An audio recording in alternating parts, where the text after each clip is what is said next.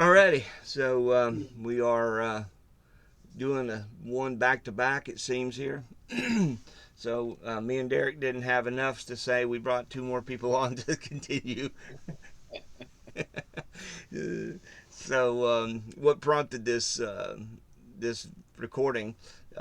Kevin, who is the new gentleman waving, um, he asked a question, and uh, I thought it was a really good question, and I didn't want to just answer it without recording it because that's the purpose of this whole channel is to capture these conversations so it'll benefit other people. And this question that he's asked is not a trivial question; it's a very big question, but it's a common question that I've been asked.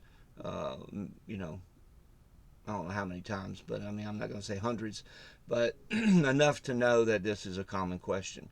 But it doesn't have a common answer, and it's not necessarily a weak question. It's something that everybody brings up. So, but I wanted to introduce Kevin. This is Kevin. You can use your last name if you like. I'm not going to out you.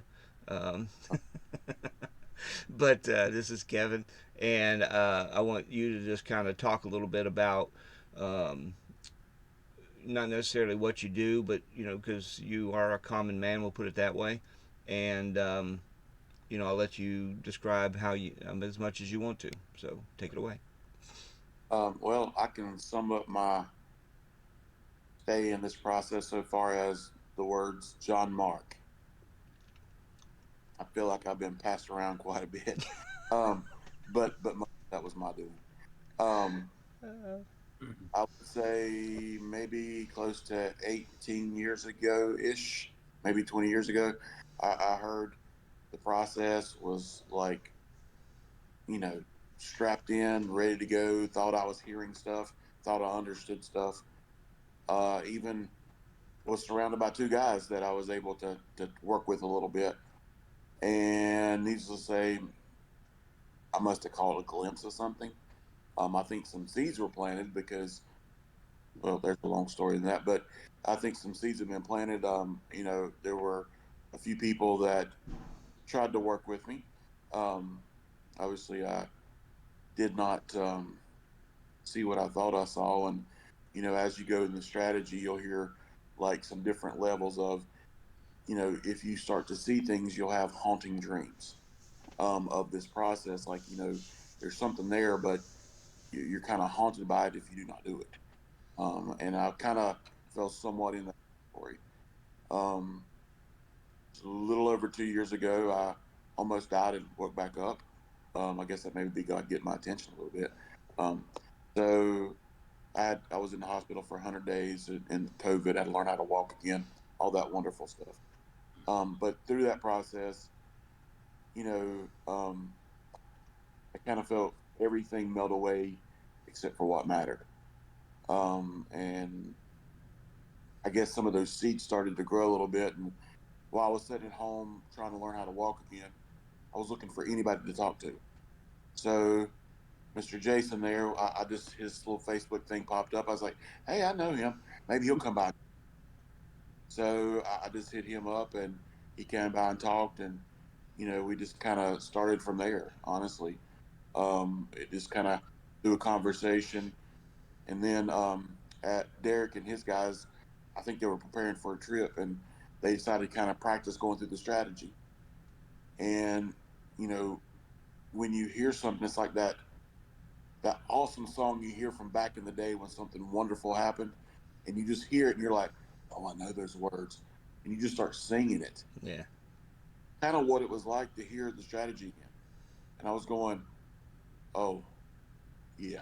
Oh, okay. So that's been my kind of my journey for the last 2 years. It is I've been to a few different places since then, um, overseas, and it's just kind of reawakened. I guess maybe started to germinate that seed that was planted. I hope that's the plan anyway. Um, Now I'm always questioning: do I see? Did I hear? Did I see it? Okay, do I need to hear it again?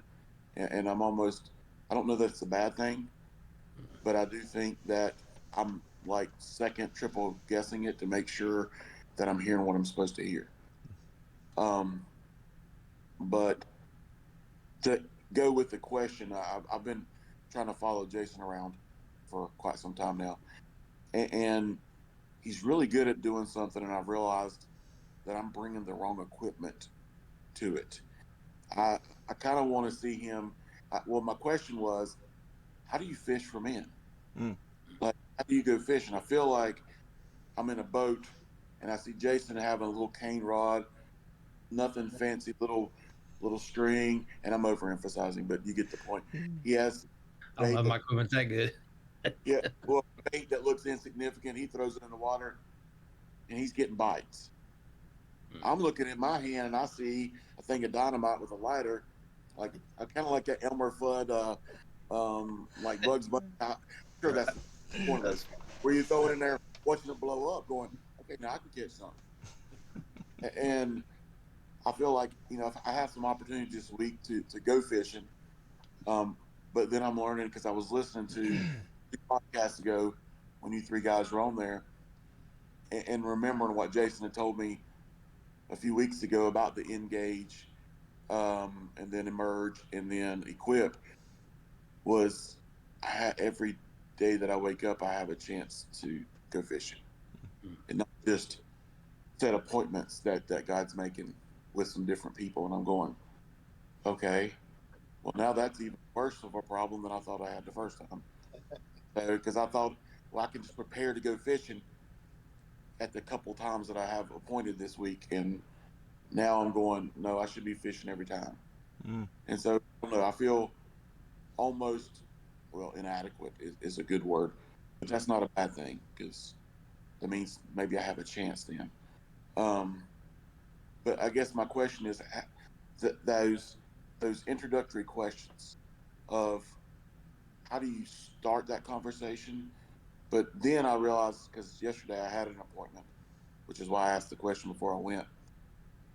And I realized at some point they asked me a question, and I was like, oh, I get to share. And then as I was sharing, I felt like, part of the way through that conversation, I reached for the dynamite. And I was getting ready, but I mean, I just kept, I think I threw up on them a little bit. Like just, and I was like, dude, I said way too much. And so I didn't give them enough to go, huh, to see if they were biting or not. I was trying to catch a fish without a pole, Mm. my bare hands, basically. You see a fish in the water and you just jumping him, trying to grab it with your whole body. Yeah, I do mean. I Been was there, like, done that bunches of times. Yeah. so yes, I don't know if that's a question or a statement or statements within a question, but that's kind of my question. Okay.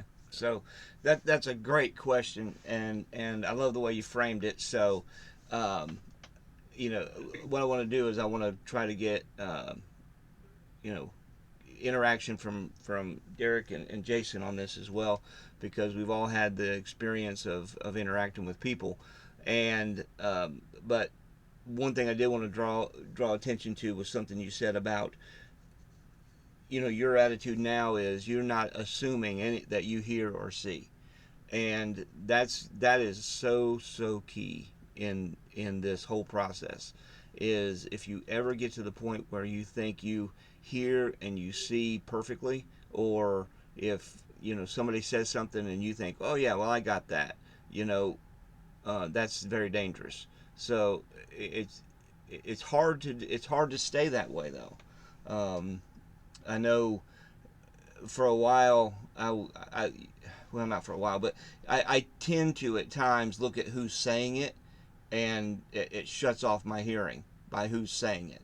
So I have to really consciously, okay, don't shut them down because you may not respect where it's coming from, or it seems, yeah.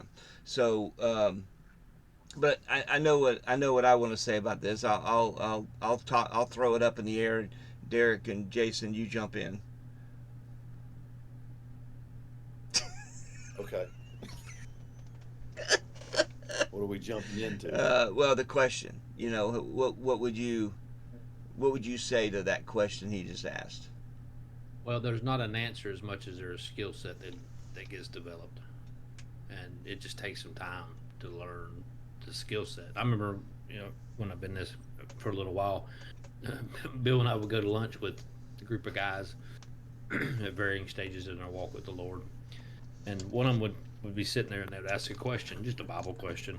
And the questions generally weren't very difficult to answer, but I would say something, and everybody'd go, "Yeah," and then they would turn to Bill, and Bill would start talking, and what he said would be, I mean, not identical, but pretty close to the same answer that I'd said. But I noticed they all engaged with what he said, and I went, "What's up with that?" And then I realized it wasn't so much about the answer that he was given; it was just the way he was. It's almost like he was framing an enticement in the answer, almost like giving space for them to kind of come into it. You know what I mean? And kind of wrestle with it themselves. Whereas you just give somebody the answer, they don't have to think about it anymore. But if you kind of be not vague, but kind of like open-ended with your answers, it gives them space to step into it and enter the conversation and wrestle with it as well. And so as I've gotten older, I've realized, and through a lot of mistakes and Bill's correction a few times, it's easier to just leave stuff kind of open. I mean, and there's an invitation in that when people, and if you get somebody who's hungry, the bait really doesn't matter as much. I mean, people are like, "Wow, you're enticing people." I'm like, "No, they were already hungry. I just happened to walk up."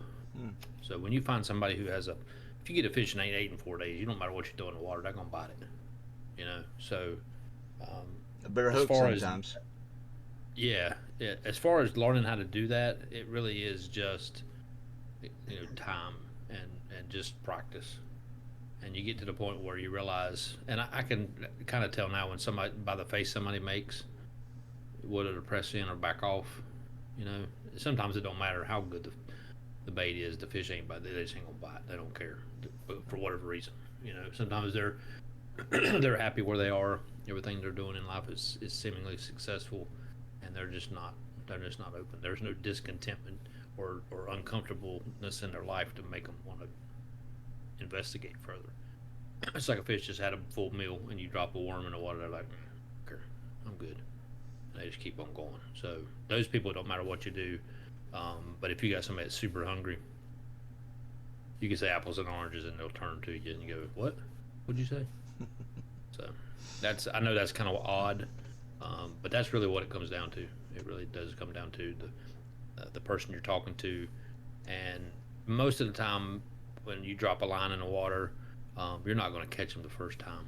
It's going to be a conversation you have with somebody several times.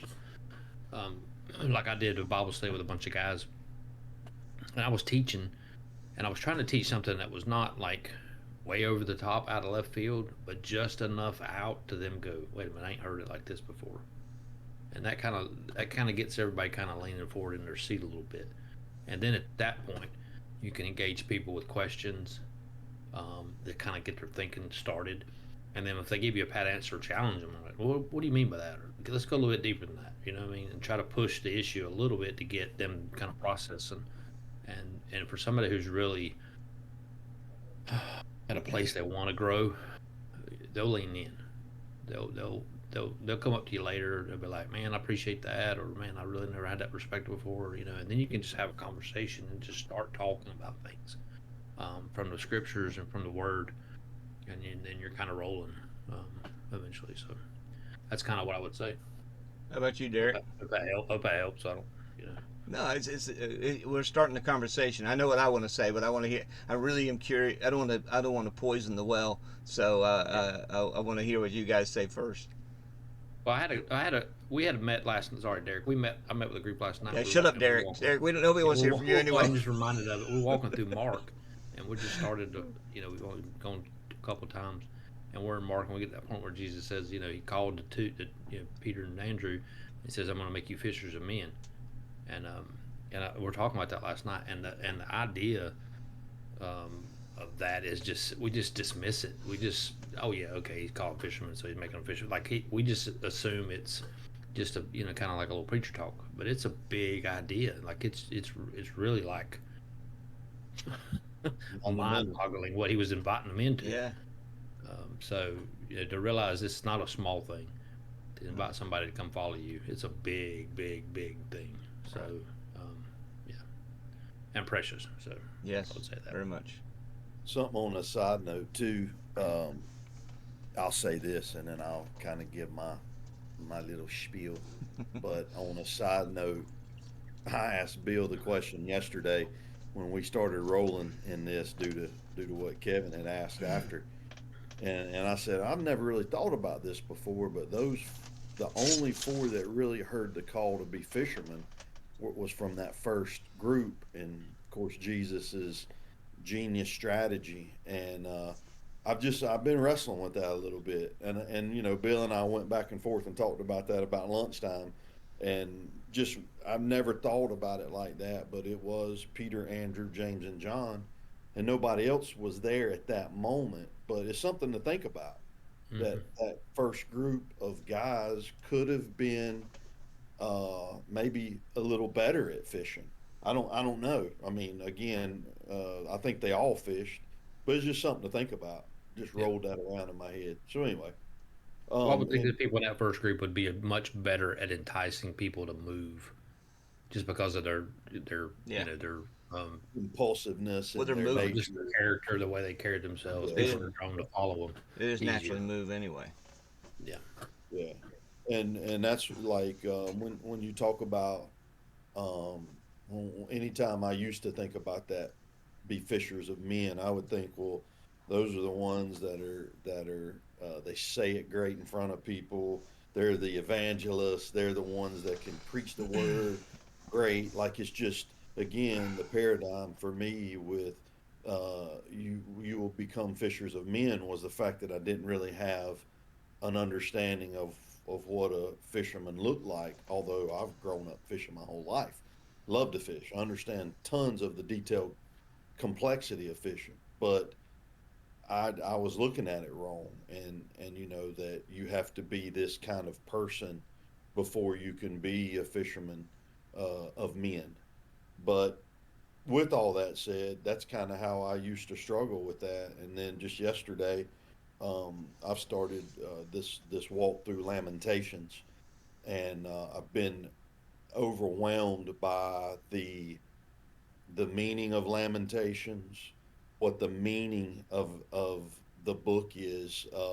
So the meaning of Lamentations literally is the word "how" in Hebrew, or "alas," and it's this question posed by Jeremiah, by the authors, however you want to see that, that there's this questioning of what they're seeing. And so I was studying through this yesterday after Bill had said, "Hey, this question Kevin had asked, and what do you think about getting together and talking about it?" And then it just started coming out with this idea of fishing a little differently than how I'd always seen it, fishing in this process of disciple making. And the whole theme of Lamentations is that there's no theme. There is a theme, but the whole theme of Lamentations is how, Lamentations, the heck did we get here? It's this concept of the book is being so honest that it's seeing what it sees and it's reacting in an honest way, and the author of the book is writing down exactly what the reality is, but there's visuals everywhere. And so there's this idea of what is the book of Lamentations teaching? Well, it's teaching a method of how to lament, how to perceive your situation. So I started running with this idea of honesty, like this, just this honest assessment of this is my life, this is what I see, this is the scenario, and now how am I going to respond to what I myself have had something to do with this situation, these consequences, or the nation at large. Either way, Lamentations is a book that invites you into the how. And so I texted Bill some of this stuff, and then it started kind of flowing in this becoming a fisher of men. and this idea that honesty catches honesty. And one of the tools I've learned that I didn't learn from man, and it's this idea of just being yourself around other people. It's the idea of when you sit down with a person or with a group of people, you honestly wrestle in front of them if you're teaching, if you're communicating, and that honest assessment, unless it's self piety, unless it's false humility, but that honest assessment, man, it's just like people are drawn to honesty because the world is full of in my opinion, even more so today, we are in a culture of self denial. I mean, in a culture of denial, and the only one we're not denying is ourselves, Mm. right? And so it's this culture of denial that we don't want to be honest about what is really happening. So then Bill, I told Bill, I said, well, maybe that's why I take a dump on the institution so often. It's not because I hate the people. It's not because I dislike church. I'm the pastor. I'm the runner of it. But the honest assessment that all four of us have probably gone through with the institution is it can hurt you, it does have injustices, and it will not get you to the end of the goal, which is to reach the world. It just can't happen. And so my honest assessment of that has actually drawn people into that area of my life, and most of the time it's broken people that have been hurt by the church. They've been, and Yeah. so there again, that's maybe more of a broad idea of fishing, but I just kind of looked at it from that idea of honesty, and it kind of turned into this, maybe use honesty as a tool of disciple Yeah. making, training, sucking people in to that, because we're looking for broken people, and we're looking for people that don't have their crap together. Yeah. And I think it's a lot of, what are you looking for, and then are you honest in your assessment with yourself, with people, to where it does tear down walls that they might not want to, you know that Hmm. they might not want to come around and hang out with you because of that. Yeah. Anyway. Yeah. But yeah, Yeah, that, being honest in your struggles and letting other people be honest in theirs is a really good. It's just a You safe know, place for somebody to open spotlight up. on the skeletons. I yeah. mean, it's not Yeah. like you gotta, but it gleans a deeper opportunity in Right. relationship. Yeah. Right. So Kevin, I won't dump what I'm going to say on you just yet without letting you ask a follow up question of anything, so it doesn't get so your questions don't get lost in all the waxing eloquent. Very, very, very Jewish of you there with that Jewish question back and forth thing. Uh, I was waiting for a question. Um, well, one thing, because this is not the first time I've asked this question. I've Mm-hmm. asked Jason at least once. Mm-hmm. I may have asked him once, but I know I've asked him at least once. And another analogy, whenever Derek was talking about maybe only those first four were given the idea of being fishers of men, um, kind of reaching those other people where they are. Like he wouldn't have probably told Matthew, hey, I'm going to make you a fishers of men. Mm. Like, I don't want to bait a hook. I don't know. But, Yeah. you know, Jason also put the analogy of like dating. Mm-hmm. Like whenever you're trying to catch someone's eye and ask them out and that kind of thing, you don't put your arm around them and, ask them for a kiss the first time you meet them. I mean, Well, you it's can. well, you probably in your face. Don't work out too well. Yeah, but it's almost like a dance, Mm-hmm. and where you're enticing them in such a way that if they lean in, kind of Jason was pointing out, or ask more questions, then you have a dance partner. If not, then they don't want to dance. And so that's another analogy he threw in there. But I, my main question, and I realize that I'm not going to get an answer, but that's okay, because the answer, as has been said, that does me no good. I know that from what I do, that answers stop my learning, questions keep my learning going. Mm-hmm. Uh, my main question I'm trying to figure out is, and I'm starting to hear the answer, is kind of learning when to stop talking. That is big. That is big. Yeah. So, um, did you? Am I jumping in the middle of you, or are you? It's good. I stopped talking. Okay. I just want to be sure. So, um, it's a simple but complicated idea, obviously. Um, so, number one, what's going on in you? All right. So if like when I'm talking to somebody about this process, or if I have this process in mind, there's no doubt in my mind, what I'm doing. There's no doubt in my mind that this is true. There's no doubt in my mind that this is the only way you're going to get it done. So anything else they say, any rebuttal, any disagreement, is going to be met with, well, that's if that's the direction you want to head, what do I say, guys? Knock yourself out. you know and so, but you're right, this is not, if you're going to entice, catch, capture, introduce somebody to these ideas, we have in our believers culture that's out there, we have so microwaved this to a 5-minute conversation and saying to somebody, hey, I'm going to tell you some truth. Do you mind committing your whole life to this new idea that you just heard 5 minutes ago? And that's unfair. That's unfair unless somebody has been completely primed by life, by somebody else.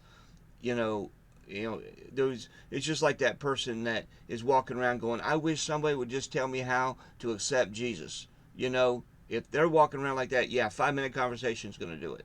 But most of the time, you're not going to have that person. I mean, it's not, that's the unicorn, right? That you're looking for. So same thing with this process is understand, and two, you mentioned something at the beginning about hearing and seeing.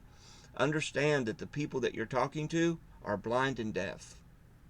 Okay?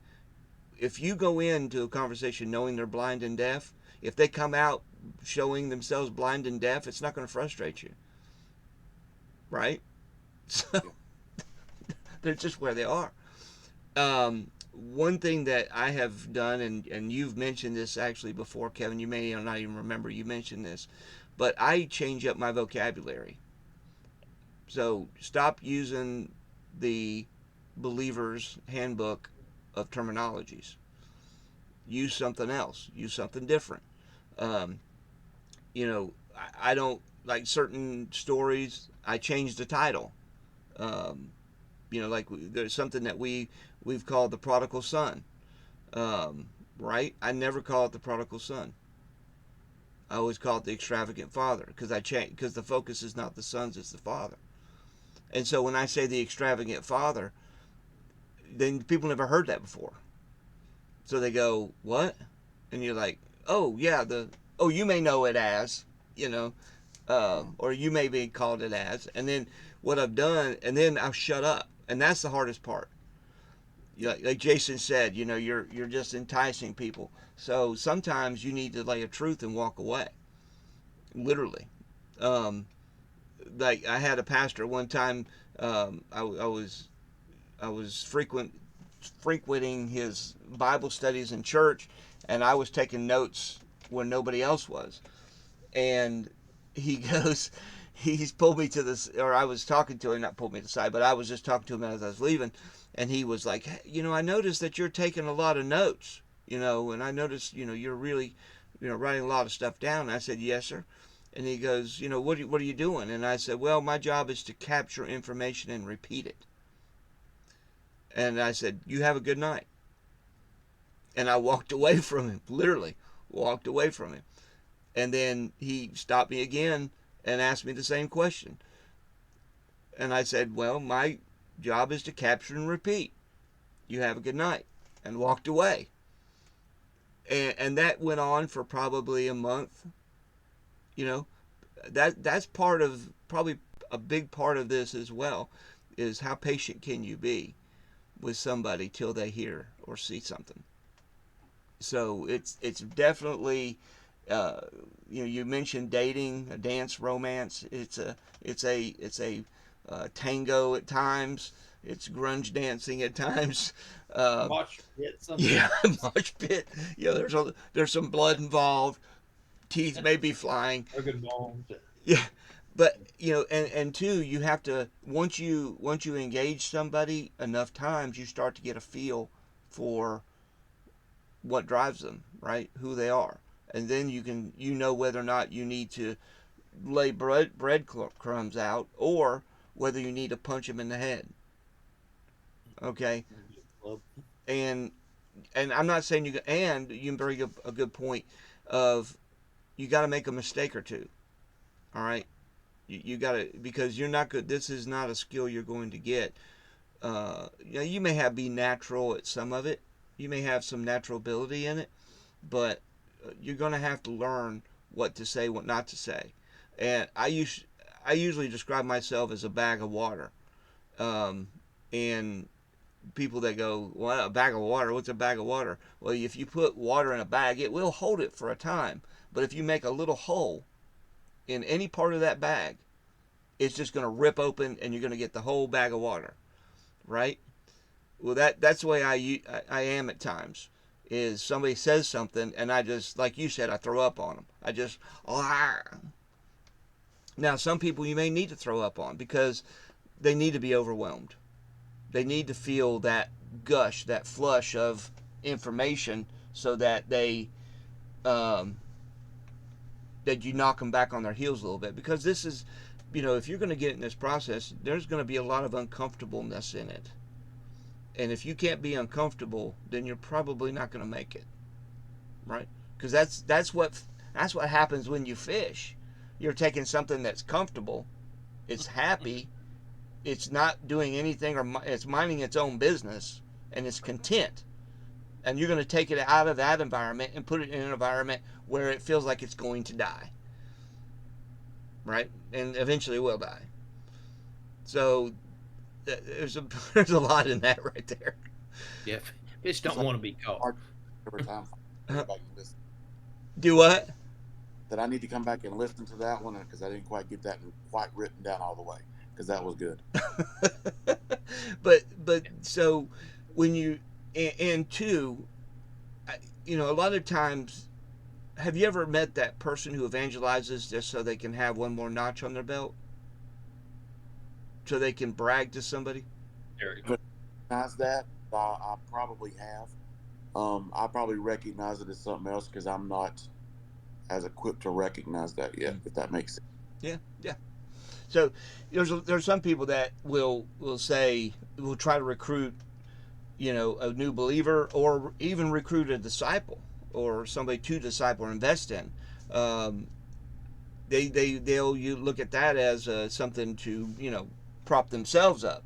All right. So that's another thing too. So why are you trying to capture this person? Are you trying to capture this person for your own gain, or are you trying to capture them to really help them to become a reproducing disciple?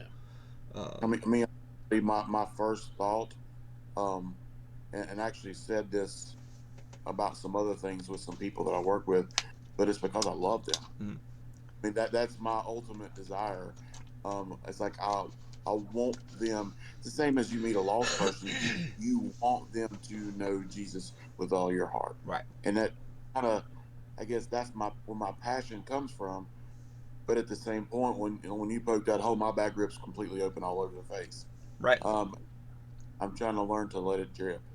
Yeah.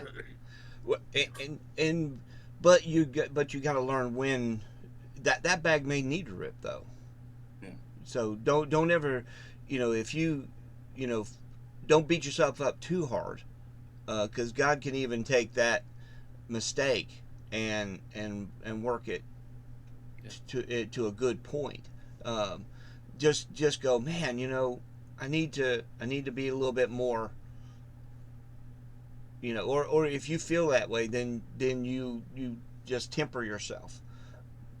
ease into things. When you have you ever seen that person, or I've been that person, where somebody somebody would say, "Oh, the prodigal son," and I'm like, ah. That was pretty conversation last night. Yeah. and I look at Yeah, it, I'm talking so I can tell you all I know about that topic. and then you look at them, and they're like, Yeah. you're like, "Oh, sorry." um, but that is one of the most key things I could begin to tell you. So, does that evoke any questions? Well, it evokes, I guess, something that God said to me this morning, almost when it's like God asked me a question, to some degree on this topic. I was thinking, because I'm thinking, well, I know what my question is when we get on here, but from that point, if they ask me questions, what am I going to say? And then I just kind of felt a little tap on the shoulder, going, "Well, here's you an answer. What are you doing with what I've given you?" Mm. And I went, and part of that, my focus immediately went to my family. We've done some things here and there.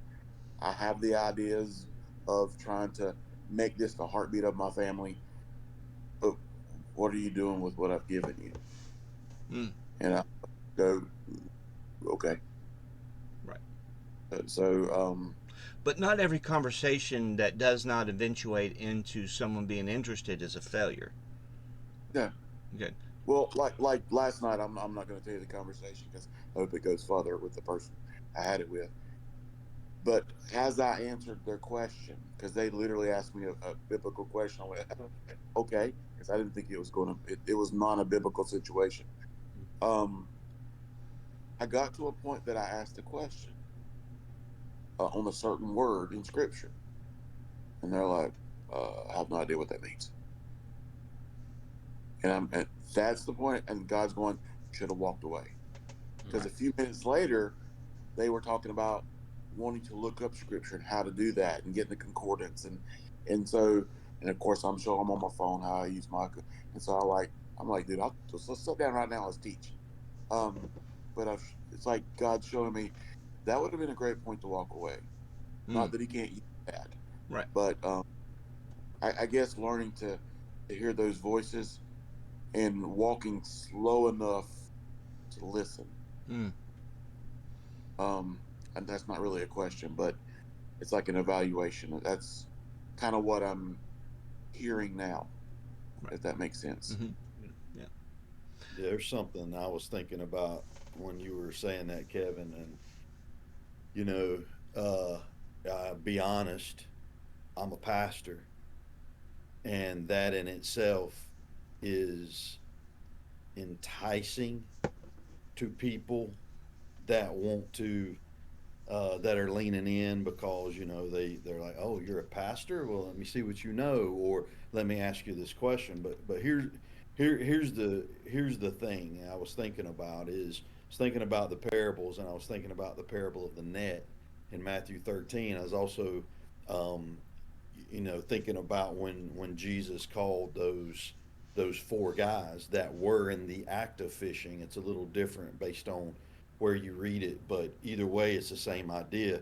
Jesus didn't. It is like the same tool. The net idea was catching the fish for them when they were on the water, and the transference of that is it's like Jesus is saying, just like you do this, just like you capture these fish, I want you to come and be capturing and that word, and I think it's Luke 5:10 for capture or catch is the idea of taking it into prison, right? Like bringing someone into prison, just like Bill said earlier. It's like that fish is it's coming out of something that is absolutely impossible for them to survive in. Like they're coming out of the water as you're catching them, as you're hooking them. There's a fight sometimes. And we don't always talk about the fight in catching, but there's a fight. And it's like, well, how tight do you set your drag?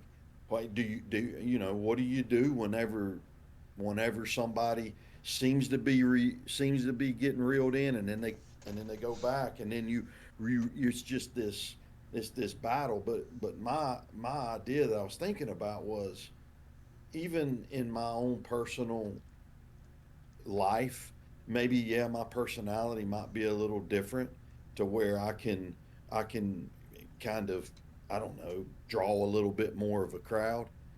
I'm still sitting there even after I catch one. I'm like, given time for the angels of God to come down and separate the fish, right? Like, which one do we keep and which one do we throw back? Because I spent a lot of my early years of disciple making discipling people that I thought God had brought me. Mm. But ultimately, it was just because I was the pastor that some of them were around me. And so, again, this fishing's a process. I don't think it's a set the hook and you're done. It's like you said, the dance can come out with that, with the fight, with the reeling, with the battle of the actual catch. But then when you get them out, it's like, okay, was this the fish I want, or is this the fish God wants for me? Hmm. And what a great question to ask is this What I one that has the potential? Yeah, I mean, and it could be a carp, you and know, you're wanting catfish. You ain't never eat carp, have you, Kevin? Yeah, I don't know what I've eaten. I told you I'm not very good at the fishing part of it. Well, yeah, don't eat carp. But anyway, it might give you the fight of your life, but it's not worth keeping. Take a picture of it and release it. and it's And unclean. yeah, and it's unclean. Yeah. And Hey, catfish too. hey, you said a word I never thought about before. You said, then the idea with the net. You said it's the idea of capture. You know what I mean? And I'm thinking, what did Jesus do to those men? He captivated them Yeah. with who he was and what he was saying. And I think that's an ongoing thing. I don't think you captivate somebody in a one time and done. Right. I think it's an ongoing. You're really presenting things to them that capture or captivate their minds and their hearts over time, till eventually the Holy Spirit just grabs hold of them and they're running with him, and you're just kind of along for the ride, kind of helping. Does that make sense? And Yeah. so, maybe that's the point. We're using some baits to draw people in, but at the end of the day, it really is the Lord and His Word that captivates people's hearts and minds. Now, He does use us to do that, but I think that's a good word to kind of realize, hey, this is what we're trying to do. We're trying to use what God has given us through our skill sets, through the truth we know, through the relationship we have with Him, to captivate other people to be drawn into this process where they can know the Lord and walk with Him too. And so, what does that look like? It looks different every time. You can't just do a one size fits all, cookie cutter model with that. Like, what captivates one person doesn't captivate another. Right. And so, I think part of learning this process is knowing, hearing the Lord, hearing the Spirit right in the moment when you're having a conversation, to whether give more, give less, leave it alone, ask a question. I mean, all those kind of things, all those different, as it were, lures in your tackle box become part of the process of, depending on who you're talking to. Essentially, what we're trying to do is trying to capture, captivate somebody's mind and heart. Yeah. So, And I find it interesting that what sparked this whole question, or maybe not, maybe didn't create the question, but it kind of kind of brought more light to the question, was, when we're talking about the debt, mm, and that we're when we feel the pressure of that debt, like I described it before, it's almost like a panic mode for me. Like, when you feel the debt of the world, it almost makes you run around scurrying like a rat, leaving a ship. You're like, oh, I got to do something. I got to do something. And so, then you start, you look at everybody as potential, and the first person who happens to unfortunately cross your path, you know, tackle they're like, what did I do? What did I them. do? Well, it, look back at on the way that, like, Jesus, I'm thinking about even my own life, about how long I I was with people that were only drawn to me for the wrong reasons. And then it's like I kept dangling debt over. It's like there's different stages of fishing. as you are walking in this process of disciple making. And it's like, yeah, oh, I'll come sit down with the pastor. I'll come spend time Yeah. with somebody like him. And then it's like, thank God I had Bill and Dillingham around me, keep me from being a dick. But anyway, to this idea of, sorry, Jason, I didn't mean to hurt those ears, but It's gonna come up in a minute when I talk. because I wasn't just fishing with my ability. I wasn't just it like that ran out real quick. And so then it was like when I started saying, "Hey, you want to go here? You want to teach?" That's still a process of fishing. And then whenever the debt was trying to be transferred with several of these guys, they're like, "I didn't sign up for that." Think about John chapter 6 where Jesus, it's he looks at his guys that he had already called Mm. way on down the chapter, and he says, "Do you want to leave as well?" Mm. And it's just this. I think the fishing is an ongoing process. Once you catch somebody, once there's somebody that's drawn to you, it's not like it's over. It's not like Right, like right.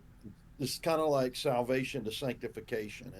It's that continual idea of dropping truth, which I believe becomes a greater bait Yeah. later on. And you drop the truth, you drop the idea of the debt, and you really want to run somebody off, or you really want to find out where somebody's at. You start talking about this world impact, Yeah, pressing the debt. passing it forward, passing it on, and it's like, didn't sign up for this, and you might lose that fish. Right. It's all right, wasn't a Well, fish. Kevin, you mentioned I said something about last week about the engage, and then the emerge, and then the equip. That's moving into the emerging part. Like you got a group of guys that want to come hang out because of engagement that you had with them. Now you're trying to see, hey, are they willing to count the cost? Are they really wanting to put the, skin in the game? This emerging idea, and you almost have to. That debt is a great way to separate wheat and chaff really quickly. Then the And herd. so, back to the idea of engagement though, sometimes, Kevin, you got to offend people. Like there's certain people that need to be that they won't engage unless you assault them, spiritually speaking. There's some people you can come up and be very gracious to and very kind to, and they'll come. But there's some people, like some of the first level guys, the Peter guys, the impulsive, the hard headed guys. You almost have to make them mad sometimes to get them to out of their thinking. You know, you don't intentionally set out to offend people. That's why I was saying when Derek said the word he said, it's like I was like it's funny, but I mean that's what it takes. Like Yeah. some people might be watching this and hear him say that, and they're done. They're gone. Yeah. Like really, that's all it took to get you out of this? Then buy. Okay, see ya. Because this is not going to be an easy thing. I mean, you're going to get some punches to the face in this Oh, yeah. process, and if a bad word scares you off, you ain't going to make it. It's Because the people that we're calling into this sometimes are rough around the edges, and so yeah, sometimes you can be this, letting water trickle out. Most people, that's probably a safer bet, but there's some people that need to be gushed on, just to kind of offend them almost, shock them really. Like usually people that are in a position of authority or they have some success in the world's eyes or whatever. Generally, those people take a little bit more kind of a punch in the mouth. Not always, but lots of times. Lots of times. Well, another component of this, Kevin, is again we're back to hearing, right? We Well, before you say that, I Yeah. want to read my question. I have my answer. Okay. Which question I need to answer? Okay. So, which we don't. I don't need an answer. It's the next question on my journey. How do I hear the Spirit better? Ooh. That I wrote down a minute ago, and I was like, okay, so there's my answer to answer the next question in my process, I guess, as I'm searching. But that's, I guess that's what I heard next. So Okay. So, boy. Okay. So now I got two things to talk about. All right. So, no, The- I don't want you to answer that one. That's my thing. I don't want you to answer that one. but there is a helper on that one though. Okay, go ahead. But the first thing I was going to say was, you know, hearing people, people will tell you where they are. They want you to know. So, um, listening to what they're saying, and they'll tell you exactly what what tactic or strategy you need to use to talk to them, right? Yeah. So if you get somebody that is talking about being frustrated, they're they're obviously that's an easy one. Hey, I'm frustrated with this thing. I want to do more, grow more. I mean, come on, how much more do you need to set me at the net Yep. um, to spike that one? That's pretty easy. But then some people, excuse me, will they'll be like, you know, they're just full of themselves. They're proud of their spirituality. They're proud of their Bible knowledge. They're proud of whatever, right? Um, they're just full of themselves. That's the person you probably gonna have to punch in the head, right? Because they're not. What are you laughing for, Derek? I just had a picture of somebody, but go ahead. Okay, so so it's but you just need to listen to people and listen to what where they're trying to tell you where they are, and that will help. That'll help you know how to approach. And again, you're going to have to make some mistakes, and you're going to have to say the wrong thing a couple of times, or you may have to have that intense moment of fellowship with somebody. Um, that you know it's just something you may have to do. Um, but as far as hearing the spirit is a humble person, a lowly person. He's a helper. In other words, he lifts up, he builds up. So if you want to understand his heart and listen to him, you got to get in the same position. So, if you ever come at somebody in a I'm going to knock you out because I'm going to show you what you don't know. Okay, well that's not a humble position. So, as long as you're seeking their betterment, I I'm gonna punch you in the head not because you're making me mad, is because you need it so that the spirit can speak to you. Um, so that's my only advice on that. Is Isn't that back to the idea, like, and I'm not trying to hit on it because I said it, but it's just in my head. But this idea of the honest assessment. yes, I mean, we assess ourselves, right? And we realize our limitations, we realize our inadequacies, right, but then we're making an honest assessment of the person that we're like that comes across our path, just in general. Like right. you say you're getting ready to go to school, right, Kevin? And you've got a teacher friend that comes up, and you are you late? No, Oh, okay. And I'm you've just got to. purposely not using those words because Bill told me the way he go ahead. Oh, It okay. doesn't matter. Yeah. All I know. right. Well, see, I'm always getting others in trouble and myself. But anyway, I group you, um, not a problem. I understand. In the so right group. Yep. yeah, yeah, uh, and that idea of the honest assessment and something that I figured out is, the process when I had a gentleman show up about a year and a half ago. It was probably the easiest catch I've ever had in my life. And I've been trying to catch guys for World Impact for 20 years, 18 to about 20 years. And this dude showed up and absolutely had nowhere to eat, nowhere to live, not literally, spiritually, nowhere to eat, nowhere to live. He realized that he was literally seconds from dying. Like he came in absolutely destitute, darkness, just everything you could imagine in a negative sense. And it was like, just because I was a man standing up and pastoring on Sunday, and he had come maybe for 2 months or so. He's like, I need to go talk to him, and I could have fed him all kinds of bull. I mean, I could have fed him the pastoral thing and be like, yeah, man, we need to get you baptized, we need to get you in membership, we need to get you busy. That's the exact I never even fed him that malarkey because that is not what he needed. But a lot of other pastors would have done that. So what I started feeding him from day one, which I didn't get that chance because I didn't see it early on with the other guys. I started feeding him the fact, what are you signing up for? I'm asking him, do you know what you're signing up for? Do you know? And he didn't fully know, but I knew he was signing up to die. He was enlisting in death, and I'm like this, and I just kept feeding him these honest assessments with where he was, and so what I was saying earlier is you might have a coworker show up, you might have a friend from 20 years ago show up, and they show up with literally they have no clue where to get their next spiritual meal, where to the life's about done for them, and you're like, that's somebody that can benefit from this, and that goes back to being able to see where other people are, and that discern. I do believe that spiritual Holy Spirit discernment, when you have on your heart what's on God's heart, the mandate that's on God's heart, you share that. You have on your heart what's on God's heart.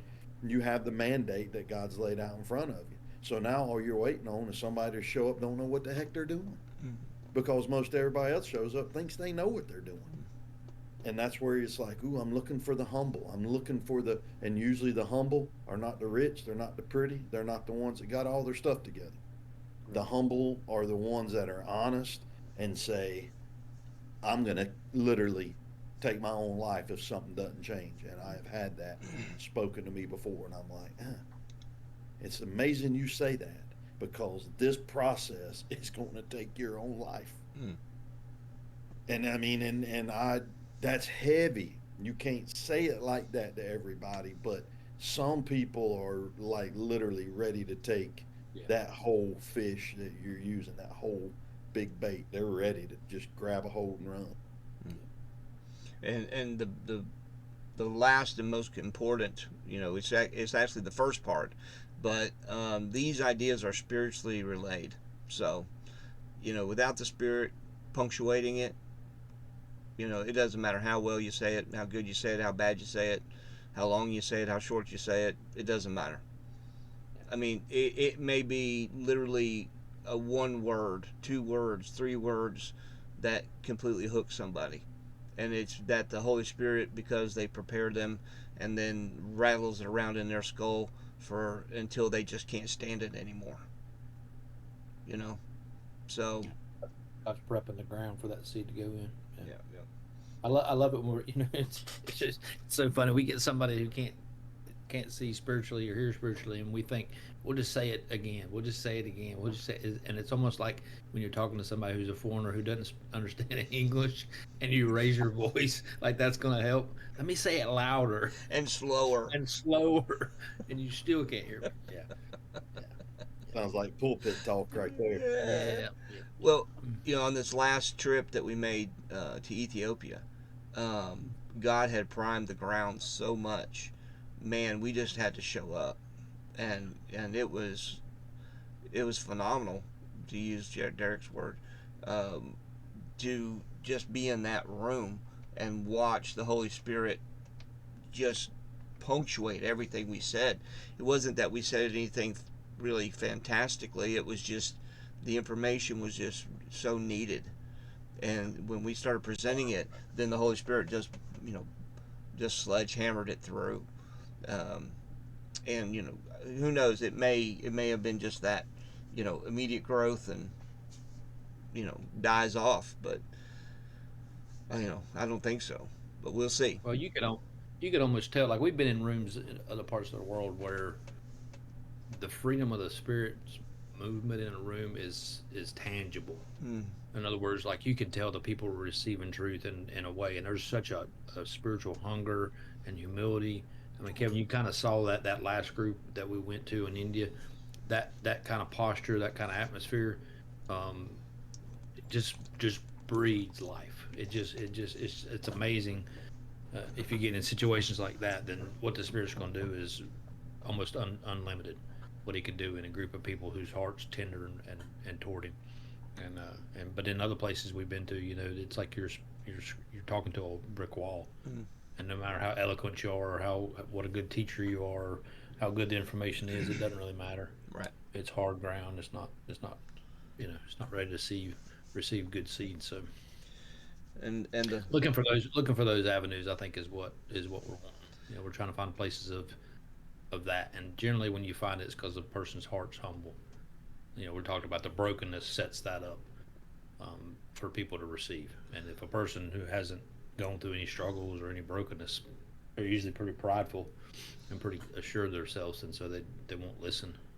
But those who have tried and beat their head against the wall until they're frustrated or divinely discontent is what I say. That's the people that you're kind of looking for, because those are the ones that are willing to at least slow down enough to go, let me assess what's being said here and think about it. So, Pretty Well, much, think about what's that, Kevin? pretty much the book of Job. Yeah, yeah. I mean, as you were saying that, I was seeing the book of Job. Mm. So yeah, his process. That's kind of Jeremiah. Jeremiah's saying in Lamentations. I mean, he's weeping on the page because he can't understand. He's like, why is everything so broken? Why is everything coming to ruin? how is it like this. One thing I was thinking about now, practically speaking, where was Jesus fishing when he caught those four disciples? Was he fishing? He just walking through life, Walk by. just doing obedient to what the Father says, and he walks up on them, and there they are. And I'm again thinking this practically about fishing, and there's certain, like we talked about this, Bill. You said you might show up with all the right tackle, you might show up with the exact bait, all the fish in that area are biting, and you might be 10 foot above them. And in the wintertime, this time of the year is when I usually fish, and because nobody's on the lake. And usually this time of the year, you're never going to catch fish from about 10 foot up. They're always going to be deep, because the deeper you go, the more stable the temperature of the water is. And there's this practicality about fishing is you might have the exact tackle, all the fish are biting, and show up, and you might be too much over their head, or you might be too below them. But again, how do you know that? You got to get your butt out there and fish. Mm. And I mean, I think the practical sense of how do you learn how to be a good fisherman? Just go fishing. Yeah. And as simple, elementary as it is, go fishing. and I Try it. and I Fail. I would encourage you also. This is good for me to hear, as well as for you to hear. Is give yourself freedom and give them freedom as well. Um, just don't put so much on yourself as far as um, demanding results that God may Mm. not be ready for you to have yet.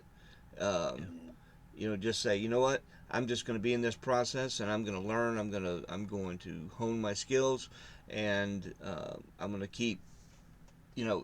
I'm going to talk to this person, and you know what? If you're not interested, hey, no problem. You're not interested. Hey, if you are interested, great.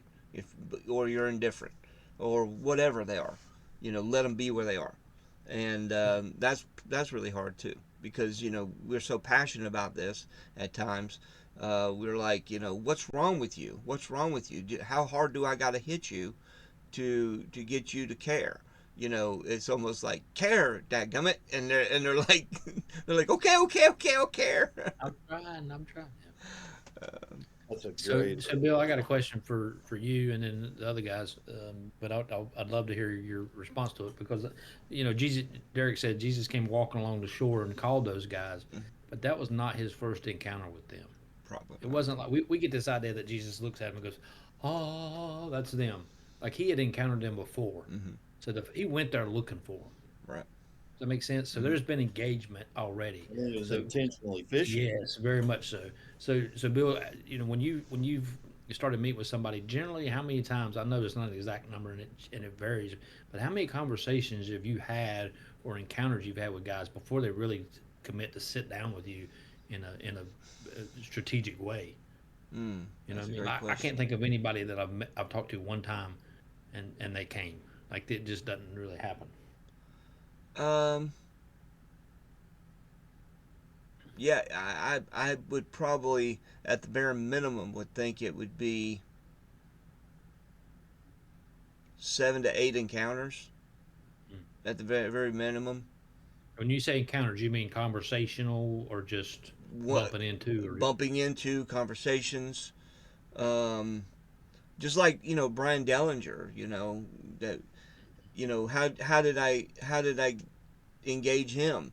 He was singing a song about World Impact and about the nations. It was actually Psalms 2:8 was what the song was based on, and I'm listening to it going, man, because he's talking about the nations and the inheritance and all this, and I go up to him and I said that song, I like that song, and he's like, yeah, yeah, yeah, because he's a worship leader guy, and I said that's a World Impact song, and he goes, yeah, yeah, and I said, how you gonna get there? And he goes, well, we're going to worship God. And I said, yeah, yeah, I understand we're going to worship God. Now, how are you going to get there? And he went, oh, well, and I went, and I walked away from him and left him in that state of how am I going to get there? But it took and then me and Jason engaging him, and we probably, engaged them 10, 15 times. yeah, and one of them very harshly at several points. That's that punch in the head. Oh, that was clubs involved. Yeah. Yes, It's, not for Brian, but others around. oh, yeah, yeah. Yeah. Pastor type, let's just say. Yeah, yeah. So that's a good question though. Yeah, because I mean, that's the whole idea. When you see somebody, like you see a pretty girl, you want to go up and kiss her and tell her you want to marry her the first day, you freak them out, right? So, Right. like being slow and intentional, and like Bill said, like I know where I'm going in this process, Yeah. and so when I see somebody and I think, well, this might be a candidate, Lord, is this a guy? And so I'll kind of put a little bread out, little fish, bait in the water and see what happens. But I'm not expecting to catch them that moment. I'm expecting them to draw, like you're talking about fish being really deep. There's ways to draw them up. You know what I mean? And so this idea of enticing someone to the point, and again, your motivation must be for their benefit, not for Mm-hmm. yours, because that kills everything. But yeah, so several encounters, small conversations, till eventually you get to the point where when you begin to meet with somebody and they're starting to get eyes open and ears open and they're starting to move, then it becomes much more about the equipping Right. and the releasing than it is about the engagement. And, and Yeah, in those beginnings, it's you're just trying to engage with people until someone comes along and says, "Hey, I want more. I want to go further." and don't dumb it down either. A lot of people say, well, I'll slow down what I'm saying. I won't talk about World Impact. Or this person has too much blue hair to engage with World Impact because they don't have much time left, or they don't look like much. No, don't ever slow down what you're saying. Yeah, Um, but let the like I'm doing that right now. I'm talking about World Impact. I'm talking about multiplication, reproduction to a bunch of people who are retired.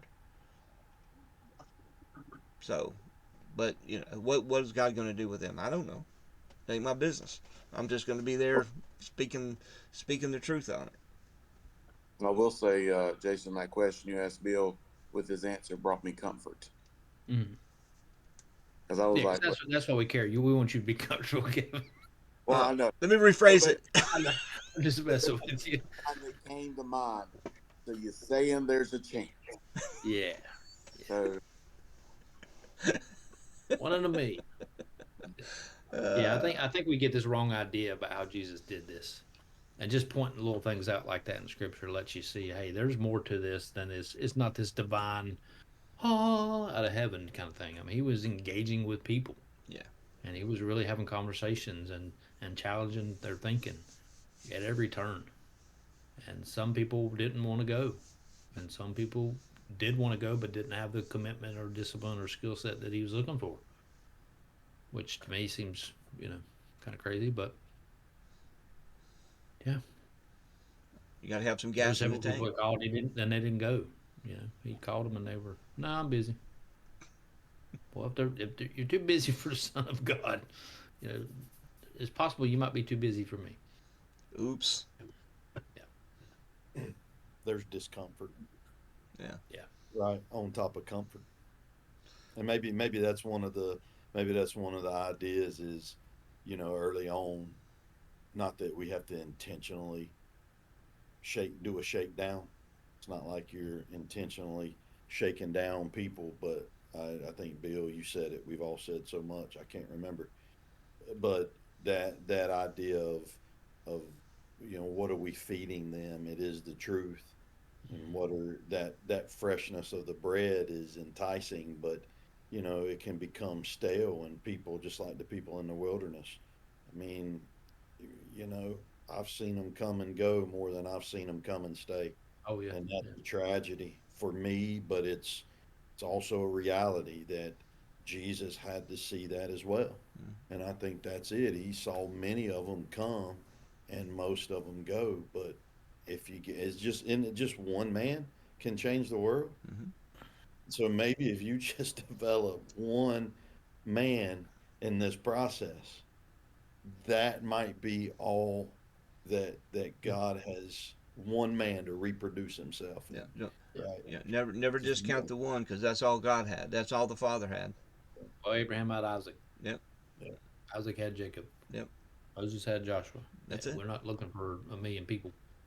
Yeah. Yeah. Because it will eventuate into a million people, but or billions of people. Which it did. Yeah. Yeah. But Yeah. that's not the that it's not that we have to see it. Right. We just have to. And probably won't. Yeah. Yeah. We just have to build the person so that they can do it. And I know that sounds oversimplified, but it really is that simple. Okay, so any other follow up questions or comments?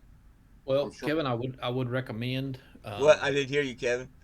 I said I'm sure I'll have some, but not at the Not moment. at the moment. Okay. I Well, need to. I recommend Kevin that you can practice these things on us. Like, I mean, Derek will probably chuckle, but I mean, I don't know how many times we've texted each other or called each other, Bill, the same way, just to share something that God's showing us, and it kind of starts that feeding frenzy. Mm. So you can kind of like learn to practice how to put stuff out there.